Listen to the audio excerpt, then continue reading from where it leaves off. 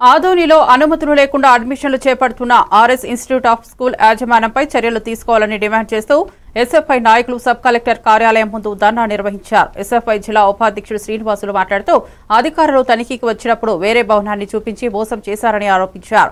విద్యార్థుల భవిష్యత్తుతో చెలగాటమాడుతున్న యాజమాన్యంపై criminal case నమోదు చేయాలని డిమాండ్ చేశారు. అధికారులు వెంటనే స్పందించి చర్యలు తీసుకోవాలని కోరారు.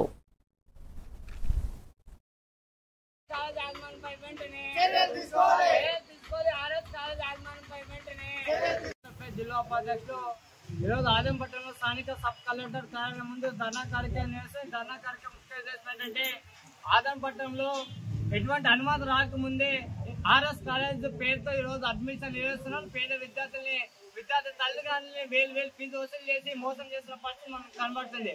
మొన్నటి రోజున ఏదైతే ఆర్ఎస్ కాలేజ్ సంబంధించినటువంటి పర్మిషన్ కోసం అధికారులు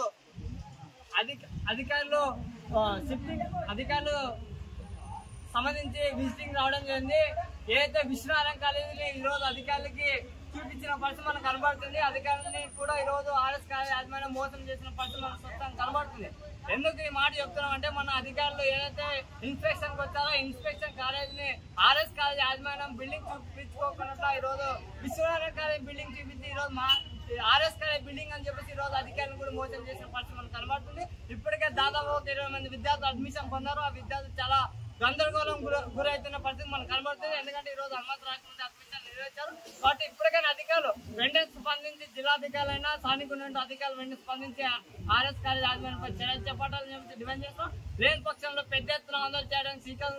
కాబట్టి ఇప్పటికైనా సబ్ కలెక్టర్ గా నిధులు మేల్కొని అలాంటి కాలేజ్ పైన చర్యలు చేపట్టాలి, పేద విద్యకు న్యాయం చేయాలని చెప్పేసి విద్యార్థి సంఘం డిమాండ్ చేస్తున్నాం.